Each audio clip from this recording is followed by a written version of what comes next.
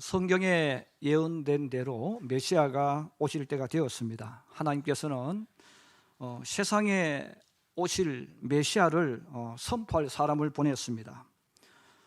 광야에서 외친 사람 세례 요한이었습니다. 이 세례 요한은 이 땅에 메시아가 오심을 선포하기 위해서, 알려주기 위해서 온 사람입니다. 어느 날 세례 요한이 갈릴리 바닷가를 거닐다가 세상에 오신 메시아를 만났습니다. 마침 같이 있던 제자들과 함께 있던 세례 요한이 그 예수님을 보고 외쳤습니다. 보라, 세상 죄를 지우고 가는 하나님의 어린 양이로다. 그러면서 세례 요한이 계속해서 이야기를 합니다. 얘들아, 내가 전에 나보다 더 능력 있는 분이 이 땅에 온다고 말했지 않느냐. 바로 저분이 바로 그분이다.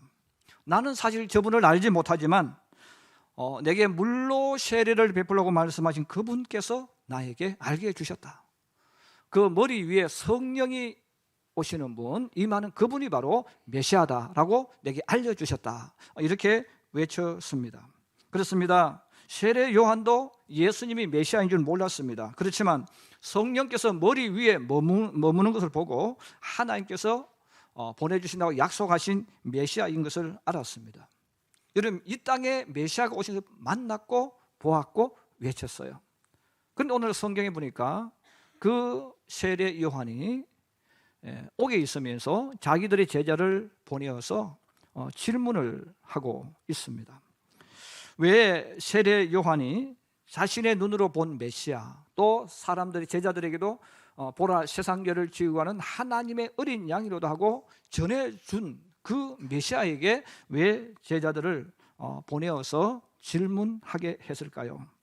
한번 따라해 주시기 바랍니다. 내 생각과 하나님의 뜻이 충돌할 때, 내 생각과 하나님의 뜻이 충돌할 때, 이거는 맞아, 그렇게 생각했던 우리들이 흔들릴 때가 오게 되어집니다.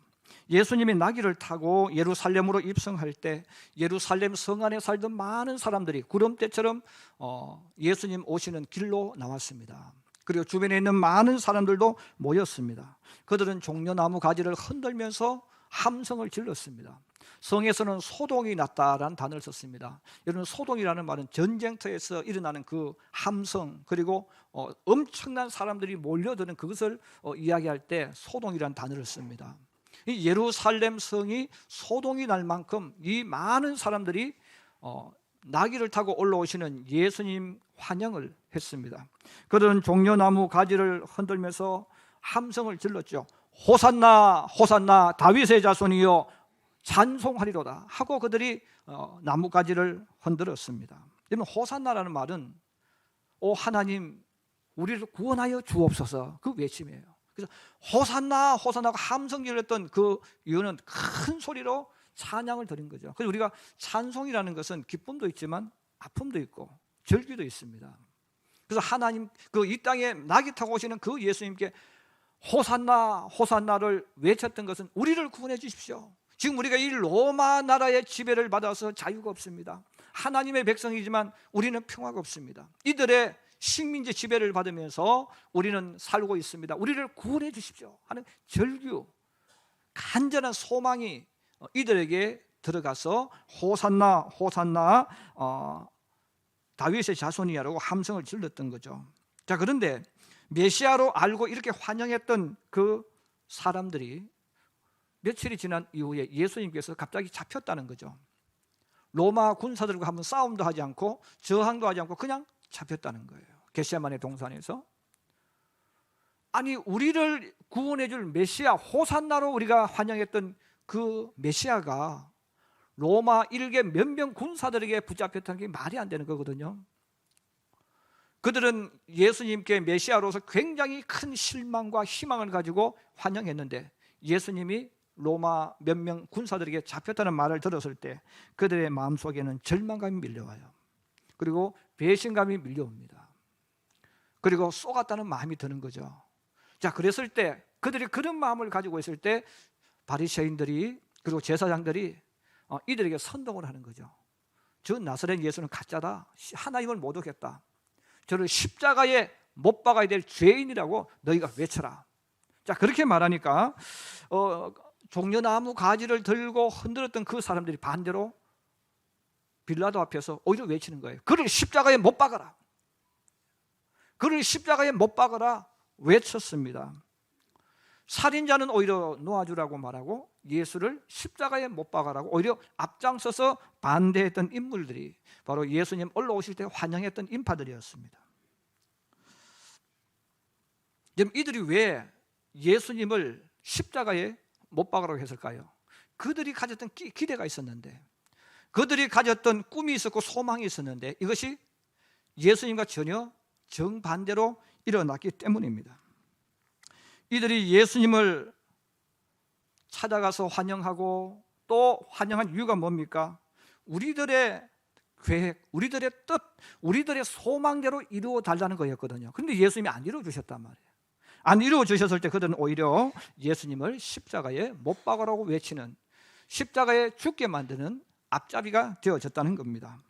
우상을 섬기는 사람들은 자신들이 우상을 만들어 놓고 신으로 섬깁니다. 우상을 만들고 우상을 섬기는 사람들의 특징이 뭡니까?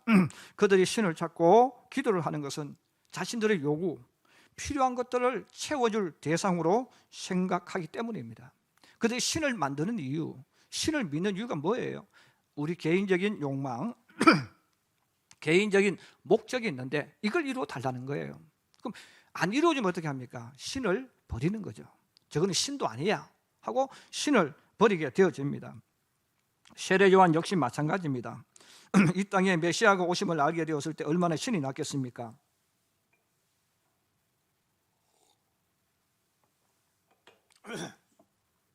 자신의 입으로 이 땅에 오신 메시아를 외치게 되었을 때 그는 큰 감동에 젖었을 거예요. 이제 곧 하나님의 통치, 메시아의 시대가 일어나서 불법이 사라지고 하나님의 정의, 하나님의 나라가 이루어질 줄로 생각했어요. 그런데 정반대되는 일이 일어납니다. 장인은 정의를 외쳤습니다. 자기 동생의 부인을 빼앗아간 헤롯 왕의 잘못을 지적해주고 외치다가 감옥에 갇혔어요. 정의를 외쳤던 자기는 감옥에 갇히고 불법을 행했던 왕은 오히려 큰 소리치면서 권세와 부귀 영화를 누리고 있습니다. 아니, 메시아가 오셨다면 반대가 돼야죠. 불법이 사라지고 하나님의 통치가 이루어져야 되잖아요. 그런데 메시아가 이 땅에 왔지만 보았지만 똑같은 거예요. 메시아가 오셨을 때나 오시지 않았던 똑같은 현상이 일어나고 있습니다. 오히려 자기가 지금 감옥에 갇혀 있는 거죠. 자, 이때 세례 요한이 예수님께 제자를 보내서 질문을 하셨어요. 우리 3절입니다. 한번 같이 보실까요? 3절입니다. 시작. 예수께 여짜오되 오실 그이가 당신이 오니까 우리가 다른 일을 기다리오리까. 자, 이 말은 세례 요한이 제자들을 보내서 하는 질문이죠. 좀 더 노골적인 질문하면 그 뜻입니다. 예수님, 당신이 메시아 맞습니까? 아니면 가짜입니까? 당신이 메시아입니까? 아니면 가짜입니까? 물론 세례 요한은 성령이 인도하셔서 외치고 선포한 사람이지만 예수는 메시아를 믿을 거예요. 그럼에도 불구하고 아니, 메시아가 오셨다면 그분이 지금 여기 계신다면 내가 지금 감옥에 있을 이유가 없잖아요. 또 내가 설령 감옥에 있다 하더라도 나를 구원해 주셔야죠. 왜? 내가 바른 일을 했고 주님 기뻐하는 일을 했잖아요. 그런데 지금 내가 감옥에 갇혀 있는 거예요. 그리고 예수님께서 이 땅에 오셨는데 그동안 아무리 지켜보아도 예수님께서 로마군을 몰아낼 계획도 가지고 있지 않습니다.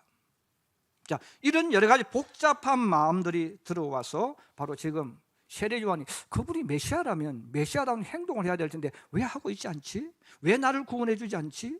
왜 그분이 이 땅에 오셨다면 왜 활동을 하지 않지? 이런 많은 것들이 들어와서 세례 요한으로 하여금 혼돈스럽게 만드는 거예요. 당신이 진짜 메시아입니까? 메시아라면 군대를 양성하고 로마군을 몰아내야죠. 불법이 사라지게 하고 하나님의 통치가 이루어져서 유대 왕국이 만들어져야죠. 근데 지금 아무런 조짐도 안 일어나고 일도 하지 않고 있지 않습니까? 바로 그런 질문이기도 합니다. 오늘을 살아가는 우리들도 하나님에 대해서 의심할 때가 많아요. 하나님에 대해서 우리가 가장 많이 의심할 때는 내 뜻과 반대로 하나님께서 계획하시고 이끌어 가실 때입니다.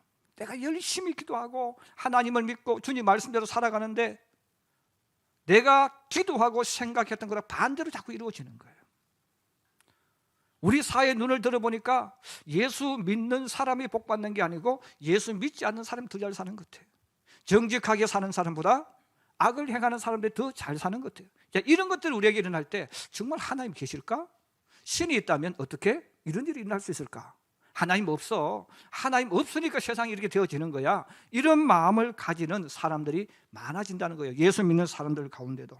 또 그러면서 하나님을 떠나가는 일들이 일어납니다. 하나님을 믿는다는 말은 하나님의 뜻을 믿고 끝까지 따라간다는 뜻입니다. 하나님을 믿는다는 것은 내 뜻대로 되든 내 뜻대로 되지 않든 아무 상관이 없어요. 끝까지 주님 말씀 붙잡고 따라가는 것이 하나님을 믿는다는 뜻입니다. 그러므로 내가 이렇게 생각하고 이렇게 계획하고 꿈을 가지고 기도하고 많은 것을 했을지라도 내 뜻하고 상관없이 끝까지 하나님 붙잡고 걸어가는 사람, 바로 예수 믿는 사람이란 뜻이죠. 여러분, 이렇게 살아간 사람이 바로 아브라함입니다. 그래서 아브라함을 우리가 믿음의 조상이라고 부르는 이유가 뭡니까? 우리보다 믿음이 좋아서 아브라함이 믿음의 조상입니까? 아닙니다. 아브라함은 우리가 똑같은 사람이에요. 그런데 아브라함이 믿음의 조상이라는 것은 어떤 상황 속에서도 하나님 붙잡고 걸어간 사람이라는 뜻입니다. 아브라함은 하나님의 말씀을 듣고 그가 자리 잡고 있던 갈대아 우르란 나라를 떠나서 하란으로 갑니다. 그리고 가나안으로 갔습니다. 여러분, 이 아브라함도 사람 아니겠어요? 그럼 아브라함이 하나님께서 내게 약속해 주셨어요. 내가 너를 큰 민족을 이루게 하고 너의 이름을 창대케 해주고 너희 후손들이 복을 받을 것이다. 이런 큰 그런 기대를 가지고 자리 잡고 있던 그 갈대아 우르라는 곳이 전혀 낯선, 서울에서 완전히 시골 총구석으로 가는 거 똑같은 거예요. 이런 가나안에 가면 그러면 아브라함이 어떤 생각이겠어요? 가나안에 들어가면 하나님께서 내게 이런 큰 복을 준비해 놓고 나를 기다리고 계실 거야 하고 가나안에 들어왔어요. 근데 가나안에 들어왔을 때 어떤 일이 계속 일어납니까? 잘 되어지는 일만 있는 것이 아니라 그 땅에 기근이 찾아옵니다. 흉년이 찾아와요. 하나님 이곳으로 인도하셨다면 풍년이 와야죠. 왜 흉년이 옵니까? 그리고 하나님께서 가나안에 들어가면 이 아브라함의 소원이 뭡니까? 자식이 없잖아요. 자녀가 없으니까 소망이 자녀 태어나는 거거든요. 하나님께서 이름도 아브라함이라고 만들어 주셨으니까 열국의 아버지입니다. 엄청난 자손이 태어날 것을 생각했어요. 가나안에 들어오면 자기 아내 사라를 통해서 엄청난 자식을 낳아서 열국의 아버지가 될 것으로 기대하고 온 거예요. 그런데 가나안 땅에 들어와도 자기 아내 사라는 아이를 낳지 못했습니다. 기대를 가지고 꿈을 가지고 왔는데 또 하나님이 그렇게 만들어 주실 줄 믿고 따라왔는데 자기 생각하고 정반대로 이루어지는 거예요. 여러분, 그래도 아브라함은 불평하지 않고 원망하지 않고 끝까지 하나님 붙잡고 걸어갔습니다. 이게 바로 믿음이라는 겁니다. 많은 신앙인들이 나는 하나님을 믿는다고 이야기해요. 또 그러면서 예수 믿는 사람들에게 대해서 저 사람 믿음이 어쩌고 뒤에서 불평을 해요. 근데 그런 사람 가운데서 많은 사람들이 자기 뜻대로 자기 생각대로 되어지지 않으면 하나님이 떠나가는 거예요. 남을 욕했던 그 사람이 더 나쁜 사람 아니겠어요? 너무나 많은 사람들이 오늘 이 세례 요한이 자기가 이렇게 되어져야 됨에도 불구하고 되어지지 않았을 때 정말 오실 메시아가 당신이 맞습니까? 아니면 우리가 또 다른 누구를 기다려야 합니까? 질문하는 것처럼, 갈등 속에 있는 것처럼 너무나 많은 신앙인들이 자기 뜻과 자기 방법대로 이루어지지 않았을 때 하나님에 대한, 성경에 대한 확신을 가지지 못하고 혼돈 속에 살아가는 신앙인들이 너무 많습니다. 오늘도 주님 앞에 나와 예배드리는 사랑하는 우리 성도 여러분, 여러분은 여러분의 뜻을 이루기 위해서 하나님을 믿는 겁니까? 아니면 하나님의 뜻을 찾아가기 위해서 하나님을 믿는 것입니까? 우상을 섬기는 사람은 신을 만들고 신을 찾을 때 신의 뜻 찾기 위해서 신을 섬기는 게 아닙니다. 내 뜻과 내가 하는 계획을 이루어지는 필요 도구로서 신을 만드는 거예요. 그러나 우리는 다릅니다. 우리는 내 뜻과 내 방법은 포기하고 하나님의 뜻을 찾아가는 하나님의 사람입니다. 이게 다른 거예요. 그런데 우리는 세례 요한처럼 또 성경에 오는 많은 사람들처럼 반대로 예수 믿는 거예요. 우상을 섬기고 있는 사람들의 사고방식과 가치관을 우리가 따라가고 있는 거예요. 그들이 왜 하나님이 필요합니까? 하나님은 나를 축복해 주기 위해서 내 노예로서 필요한 거예요. 그러나 예수 믿는 건 다른 거예요. 하나님의 뜻을 내가 찾아가는 거예요. 내 뜻대로 내 방법대로 이루어지지 않아도 아무 상관없는 거예요. 우리는 하나님의 뜻을 찾아가는 것, 이것이 하나님을 믿는 것이고 믿음의 길을 걸어가는 길인 줄로 믿습니다. 저는 우리 성도들이 하나님을 믿을 때 하나님이 내 모든 이루어지는 자로서가 아니라 내가 하나님을 영화롭게 하기 위해서, 하나님의 뜻을 이루기 위해서 초점을 정해놓고 하나님을 향하여 걸어가는 성도가 되기를 주의 이름으로 축복합니다. 이런 성도는 신앙이 혼돈이 많이 오지 않습니다. 그러나 하나님의 뜻이 내 뜻과 다를 때 내 목적이, 세상적인 내 목적이 되어 있는 사람은 늘 변해. 하나님 감사했다가 돌아서면 하나님 진짜 있나 없나까지 의심하고 믿음도 파산하고 이렇게 한단 말이에요. 여러분 끝까지 충성하기를 주의 이름으로 축복합니다. 어떤 상황 속에서 끝까지 주님 붙잡고 걸어갈 수 있기를 주의 이름으로 축복합니다. 그게 예수 믿는 거예요. 두 번째로 한번 따라해 주세요. 예수님은 회복시키시는 분이시다. 예수님이 이 땅에 오신 목적이 뭡니까? 회복시키고 치유하기 위해서 오셨습니다. 옥에 갇힌 세례 요한이 제자들을 보내어서 예수님께 진짜 메시아 맞습니까? 아니면 가짜입니까? 우리가 당신을 기다려야 하는 겁니까? 또 다른 누구를 기다려야 합니까? 이 질문을 했을 때 예수님은 거기에 대한 답변을 오늘 이렇게 말합니다. 4절과 5절입니다. 우리 4절과 5절 한번 같이 보십시다. 시작. 예수께서 대답하여 이르시되 너희가 가서 듣고 보는 것을 요한에게 알리되 맹인이 보며 못 걷는 사람이 걸으며 나병 환자가 깨끗함을 받으며 못 듣는 자가 들으며 죽은 자가 살아나며 가난한 자에게 복음이 전파된다 하라. 아멘. 오늘 예수님께서 야 내가 메시아야 이런 말씀을 하지 않았어요. 오히려 지금 예수님이 하시고 있는 일에 대해서 예수님께서 내가 지금 하고 있는 일을 요한에게 그대로 이야기하라 이렇게 말했어요. 바로 예수님께서 이 땅에 오신 모습을 나타내신 그때부터 지금까지 변하지 않고 하신 것이 있죠. 바로 사람들을 회복시켜 주시고 치유하시는 일이었습니다. 예수님께서 40일 광야 금식 이후 공개적으로 모습을 나타내시면서 외쳤죠. 회개하라 천국이 가까웠느니라. 회개하라 천국이 가까웠느니라 이 말씀을 하신 이후에 고기 잡고 있는 베드로와 안드레, 야고보와 요한 네 형제를 제자로 불렀습니다. 그리고 이 제자들을 데리고 온 갈릴리를 다니면서 말씀을 전합니다. 우리 성경 한번 찾아보십시다. 바로 마태복음 앞에 있습니다. 4장 23절에서 25절. 마태복음 4장 23절에서 25절에 있는 말씀입니다. 우리 같이 한번 봉독합니다. 시작. 예수께서 온 갈릴리에 두루 다니사 그들의 회당에서 가르치시며 천국 복음을 전파하시며 백성 중의 모든 병과 모든 약한 것을 고치시니 그의 소문이 온 수리아에 퍼진지라. 사람들이 모든 앓는 자 곧 각종 병에 걸려서 고통당하는 자 귀신 들린 자 간질하는 자 중풍병자들을 데려오니 그들을 고치시더라. 갈릴리와 데가볼리와 예루살렘과 유대와 요단강 건너편에서 수많은 무리가 따르니라. 아멘. 예수님께서 모습을 나타내시고 복음을 전하면서 하신 것이 바로 고치는 거죠. 모든 병이라서 모든 앓는 자 모든 병을 고쳐 주셨어요. 이것을 가장 잘 표현한 찬송가가 있습니다. 96장인데 우리 같이 한번 찬양 드리겠습니다. 찬송가 96장.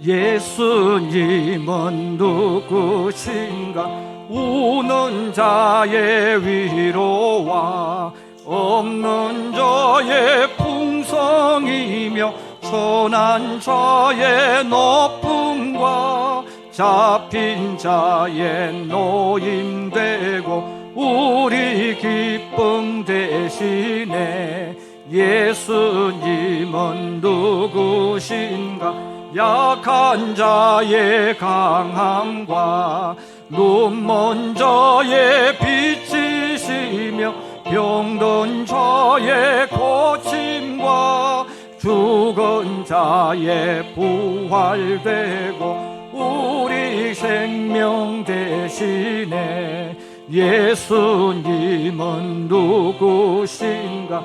추한 자의 정함과 죽을 자의 생명이며 죄인들의 중보와 멸망자의 구원되고 우리 평화 대신에 예수님은 누구신가? 온 교회의 머리와 온 세상의 구주시며 모든 왕의 왕이요 심판하실 주님 되고 우리 영광 되시네.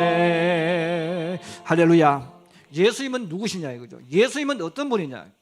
예수님은 모든 왕중의 왕인 줄로 믿습니다. 그 예수님께서 우는 자를 위로해 주시고 슬픈 자를 웃게 만들어 주시고 병든 자 약한 자를 강하게 하시고 치료하여 주시는 분인 줄로 믿습니다. 바로 예수님께서 말씀하는 거죠. 세례 요한아, 이 땅에 메시아가 오면 그분이 무엇을 하는가를 성경이 뭐라고 이야기했느냐? 언제 하나님께서 메시아가 이 땅에 오면 로마 나라를 몰아내고 유대인들을 해방시켜 준다고 누가 말한 적이 있느냐?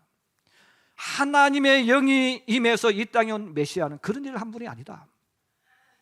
병든 자를 고쳐주시는 하나님, 슬픈 자에게 찬송의 옷을 입혀주시는 하나님, 바로 그런 사명을 가지고 그런 일을 하기 위해서 이 땅에 메시아가 오셨다. 너는 그것을 똑바로 보라고 지금 예수님께서 말씀해 주는 거예요.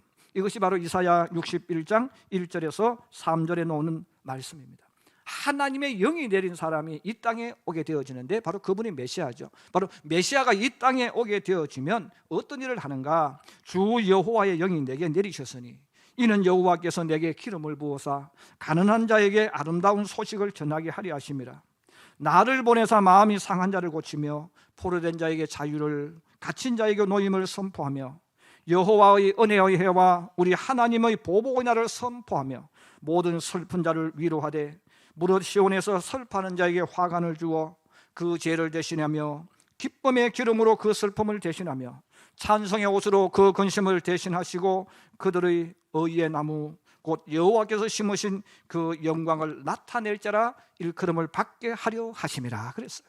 메시아가 오면 이런 일을 한다는 거예요. 언제 유대 나라를 위해서 로마군 몰아내고 이스라엘의 하나님으로 오신다고 성경에 말한 적이 없다는 거예요. 그럼에도 불구하고 이들은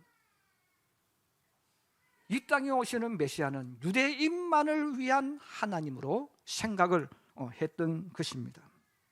바로 예수님께서 이 땅에 오시는 메시아가 하는 주사역은 사람들을 치유하고 회복해서 원래의 자리로 돌려놓는 것, 옮겨주는 것, 이 일을 위해서 메시아가 오게 되어졌고 그 일을 하는 분이 바로 메시아다 하는 것을 오늘 말씀을 하고 있습니다. 그러므로 이기적인 자신의 야망의 틀에 하나님과 성경을 끼워 맞추어서 해석했던 사람들은 성경의 뜻과 하나님의 뜻을 알 수가 없게 된 것입니다. 그런데 예수님께서 치유하시고 회복하시는 방법은 사람의 방법, 세상의 방법과 달랐습니다. 예수님께서 병든 사람들과 귀신 들린 사람을 고쳐주셨지만 모든 사람을 고쳐주지 않았습니다. 오히려 예수님께서 자신의 생명을 걸고 자신의 인생을 걸고 행하신 것은 십자가에서 죽으시는 것입니다. 만약에 예수님께서 병 고치는 것이 목적이었다면 모든 사람 병을 다 고쳐주셨겠죠. 그런데 성경에 모든 사람의 병을 고쳐주지 않았습니다. 바로 예수님께서 이 세상에 오신 목적, 정말 원하는 회복은 뭐냐? 십자가에서 대신 죽는 것입니다. 우리가 이것을 이해하려면 창세기 3장으로 돌아가야 합니다. 창세기 3장은 세상에 죄가 들어온 이유를 알려줍니다. 죄가 들어옴으로 모든 사람에게 죽음이 찾아왔습니다. 과학이 발달하고 의학이 발달하고 최고의 약이 나와도 죽음을 막지 못합니다. 건강을 지키기 위해서 아무리 운동을 하고 운동을 해도 죽음을 막지 못합니다. 착하게 살던 악하게 살던 상관없이 사람에게 온갖 질병이 찾아옵니다. 열심히 살아도 게으르게 살아도 가시와 엉겅퀴가 앞길을 막고 있습니다. 그러므로 세상에 오신 메시아는 이렇게 임시 방편으로 문제 해결해 주기 위해서 오시지 않았다는 거죠. 예를 들어서 예수님이 병이 들어 죽은 나사로를 살려주었어요. 사람들은 와, 나사렛 예수 대단하다, 죽은 자를 살렸다, 환호하고 기뻐하고 함성을 질렀습니다. 여러분, 그런데 다시 살아난 나사로가 얼마 있지 않아 또 죽습니다. 어떤 사람이 죽을 병에 걸렸어요. 그럼 이 병 고침 받았어요. 할렐루야 하고 하나님 살려주셨다고 고백합니다. 그런데 그 사람 얼마 안 가면 또 죽습니다. 우리가 이 땅에서 아무리 병을 치유받고 고침받아도 또 시간 지나면 또 죽음 앞에 가는 거예요. 나병 환자들, 중풍병자들, 귀신 들린 자, 인생의 문제를 가지고 있는 고쳐주셨다고 해요. 고침받아도 또 다른 고난과 고통에 또 몰려들게 되었고 또 죽습니다. 벳세다 들판에서 굶주린 사람 5,000명을 여자와 아이들을 제외하고 먹였어요. 사람들은 박수를 쳤습니다. 어떻게 이런 일이 일어날 수 있느냐? 그렇지만 여러분, 내일 아침 되면 또 배고플 거예요. 내가 아무리 지금 배가 불렀다 할지라도 내일 되면 또 배고플 것이고, 또 못 먹으면 또 계속 배가 고프다는 거죠. 결국은 우리가 이 땅에 사는 동안 임시 방편을 요 문제 해결하면 또 오고, 죽음이 건너가는 방법이 없어요. 인생을 살면서 가시덤불 엉겅퀴가 나오지 않는 방법이 없어요. 그 문제 해결해 주면 또 해결해 줍니다. 여러분, 어렵고 힘든 상황에 돈을 한번 빌려줘 보세요. 양식을 한번 도와줘 보세요. 한 번에 끝나는 게 아니에요. 계속 도와줘야 돼요. 왜? 그건 계속 없어지는 거니까. 잠시 땜질만 해주는 거예요. 예수님은 이 땅에 오신 목적이 땜질을 하기 위해서 오신 것이 아닙니다. 영원한 방법을 해서 단번에 치유하고 회복시키기 위해서 이 땅에 오신 줄로 믿습니다. 이것이 바로 모든 사람의 죄를 대신 짊어지시고 대신 죽으시는 겁니다. 예수님이 이 땅에 오신 진정한 목적도 바로 이것입니다. 사람이 듣지 못하는 병에 걸린 것도 죄 때문에 온 것입니다.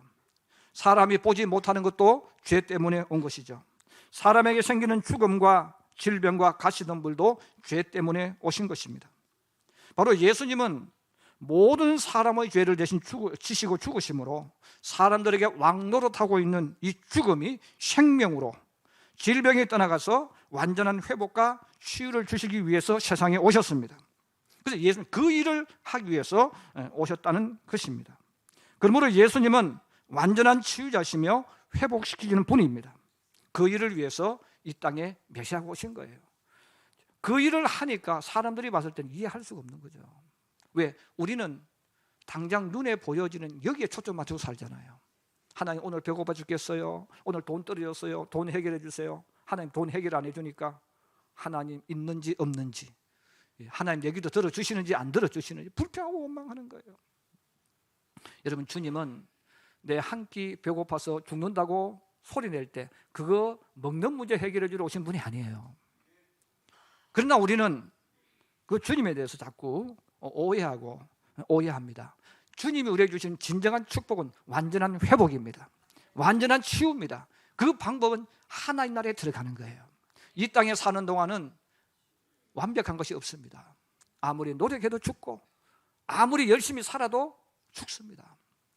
우리 앞에는 착하게 살든 악하게 살든 그게 중요한 게 아닙니다. 우리 사람 앞에는 창세기 3장에 나오는 것처럼 악한 사람에도 가시가 나타나고 선하게 사는 사람도 가시가 나타납니다. 왜? 죄가 세상에 들어왔기 때문에. 그러므로 죄 문제를 해결하지 않고는 진짜를 회복할 수가 없어요. 그래서 주님께서 이 땅에 오신 목적은 죄 문제 해결해서 우리에게 진짜 자유, 진짜 행복, 영원한 생명을 주시기 위해서 이 땅에 예수님께서 오신 줄로 믿습니다. 말씀의 결론을 맺습니다. 사람들은 메시아가 사람의 육체적인 문제 해결자로 오실 것이라고 생각을 했어요. 그러나 메시아는 육체적인 문제 해결을 위해 오시지 않았습니다. 모든 사람은 자신의 개인적인 문제 해결자로 메시아가 필요했고 메시아가 오기를 고대했습니다. 내가 아픈 거 고쳐주고 가난한 거 물질로 축복해주는 메시아, 유대 나라를 로마로부터 해방시켜 주시는 유대인의 메시아가 올 것을 기다린 것입니다. 그러나 예수님은 세상 죄로부터 인류를 구원할 메시아로 오셨습니다. 그러므로 내 뜻과 생각, 하나님의 뜻과 생각은 같은 것보다는 다른 것이 더 많았습니다. 뜻과 생각이 다르기 때문에 일 추진하는 방법도 나아가는 진행 방향도 다 다를 수밖에 없습니다. 하나님을 믿지만 이것 때문에 믿음이 파산되는 신앙인이 많습니다. 제가 어렸을 때부터 고향 친구들, 또 학교 친구들, 많은 친구들을 보고 사람들을 봅니다. 그 가운데 정말 하나님을 잘 믿었던 친구들도 있습니다. 그런데 다 주님을 떠납니다. 주님을 떠나는 그 이유가 뭡니까? 자신의 뜻과 자신의 생각대로 하나님께서 이루어주지 않으니까 실망하는 거예요. 또 교회 다니면 예수 믿는 분들도 말씀을 들을 때도 그런 분이 많아요. 목사님 오늘 은혜를 많이 받았습니다. 그렇게 말하는 분들 가운데서 다른 의미를 가지고 하는 분이 있어요. 오늘 내가 생각하는 대로 설교해 주셔서 감사합니다. 그래서 성도들 가운데는 설교를 듣고 그런 분이 많아요. 아, 내가 하나님의 뜻대로 말씀대로 내가 걸어가야 되겠구나, 그렇게 듣는 게 아니고 내가 이런 생각 가지고 있는데 내 생각하고 같이 해주면 야, 오늘 목사님 설교 참 은혜로웠습니다. 근데 자기가 가지고 있는 생각 반대로 전해주면 에이, 오늘 와서 목사님 설교 들었는데 목사님 엉터리요. 그렇게 듣는 거예요. 왜? 하나님의 말씀에 내가 맞춰가는 것이고 따라가는 것이 우리 반대로 예수 믿는 거예요. 그래서 내 말대로 이루어지는 것이 주님의 뜻이 아니라 주님의 뜻대로 찾아가는 것이 우리가 걸어가야 될 일입니다. 그래서 우리는 정말 하나님의 말씀은 내가 원하는 답을 듣는 게 아니에요. 하나님이 원하는 답을 듣는 겁니다. 믿으시면 아멘. 그래서 우리 많은 신앙인들이 왜 예수 믿다가 교회를 떠나갑니까? 그 이유는 하나님의 음성을 듣는 게 아니고 하나님, 내가 믿는 하나님은 내가 원하는 거 해주셔야 돼요. 그래서 설교도 내가 듣고 싶은 설교를 해달라는 거예요. 그러면 사람이 듣고 싶은 설교가 뭡니까? 무당과 점쟁이가 똑같은 거죠. 내가 보니까 집사님은 40살 되면 주님께서 물질의 축복 주실 거야. 이런 말 듣고 싶은 거예요. 하나님은 그런 축복 안 주십니다. 또 주님은 그렇게 우리 뜻에 맞추어 살려고 하지 않는다는 거예요. 그래서 많은 신앙인들이 예수를 믿으면서 예수 믿다가 실망해요. 오늘 그래서 예수님께서 제자들에게 뭐라고 말씀합니까? 6절입니다. 우리 6절 한번 말씀 같이 보십시다. 시작. 누구든지 나로 말미암아 실족하지 아니하는 자는 복이 있도다. 정말 중요한 말씀입니다. 누구든지 누구 때문에? 예수님 때문에 실족하지 아니하는 자는 복이 있도다. 그럼 예수님 때문에 실족한다는 거예요. 왜? 그들이 생각하는 메시아가 있잖아요. 아, 예수님은 이렇게 해주실 거야 하고 기대했는데 안 해주니까 실망해버리죠. 세례 요한처럼, 요나 선자처럼 다 씻으러 가는 배를 타버리는 거예요. 그래서 예수를 믿으면서도 하나님, 내가 하나님께 열심히 봉사하면 이렇게 해주실 거야, 내가 기도하면 이렇게 해주실 거야 하고 열심히 봉사했는데 반대가 되어졌죠. 그럼 예수님 때문에 실망해가지고 기도한다고 되냐 그래요. 여러분, 예수 믿는 분들 가운데 그런 분이 굉장히 많아요. 기도 이야기하면 목사님 저도 기도해봤어요. 그렇게 말하는 사람은 어떤 수준이냐? 돌팔이 수준이에요. 그래서 여러분, 항상 예수 믿으면서도 돌팔이 수준의 신앙 가진 사람들이 많아. 그 정도로 기도하는 사람이 많아. 여러분, 진짜 의사가 돼야죠. 돌팔이 의사가 되면 아무것도 아닌 게 아는 척하고 그렇잖아요. 저는 우리 성도들이 진짜 믿음의 사람이 되기를 주의 이름으로 축복합니다. 여러분, 정말 설교가 뭐냐요? 설교는 하나님의 메시지를 듣는 거예요. 그리고 내 자신이 하나님께로 방향을 들고 가는 것인 줄로 믿습니다. 여러분이 원하는 설교를 듣는 것은 설교가 아닙니다. 하나님의 소리를 들어야 돼요. 그래서 오늘 예수님께서 내가 지금 하고 있는 것 너 이해가 안 되지? 요하나, 지금 내가 이렇게 하고 로마군을 안 몰아내고 하니까 너 이해가 안 되지? 나 때문에 네 시험 들게 생겼지? 그런데 나를 보고 실족하지 않는 자는 복이 있도다 그랬어요. 여러분, 믿음 생활을 걸어가면서 여러분의 뜻대로 여러분의 방법대로 이루어지지 않는다고 해서 실족하지 말기를 주의 이름으로 축복합니다. 그 사람이 하나님 말씀 붙잡으면 복이 오는 거예요. 아브라함이 그랬지 않습니까? 여러분, 아브라함이 실족하지 않고 하나님 믿고 나아갈 때 주님은 약속하신 대로 믿음의 족장이 되게 만들어 주셨고 이삭을 선물로 주셨고 모든 사람이 부러워하는 아름다운 믿음의 길을 걸어가도록 만들어 주셨잖아요. 2020년을 우리가 맞이하면서 다시 한번 여러분, 내가 지금까지 어떻게 예수 믿고 있는지, 내가 지금 추구하는 방향이 내 욕구와 내 야망을 추구하기 위해서 예수 믿고 있고 기도하고 있지 않는지 재점검하셔서 여러분, 하나님께 방향을 돌리시고 주의 뜻을 쫓고 주의 음성을 들으면서 그 길을 걸어가므로 복된 자가 되기를 주의 이름으로 축복합니다. 그리고 내 뜻대로 내 마음대로 되지 않다고 해서 예수님 때문에 실족하지 말고 이런 끝까지 주님 붙잡고 걸어가는 예수의 사람, 하나님의 사람들이 되기를 주님의 이름으로 축복합니다. 축복합니다.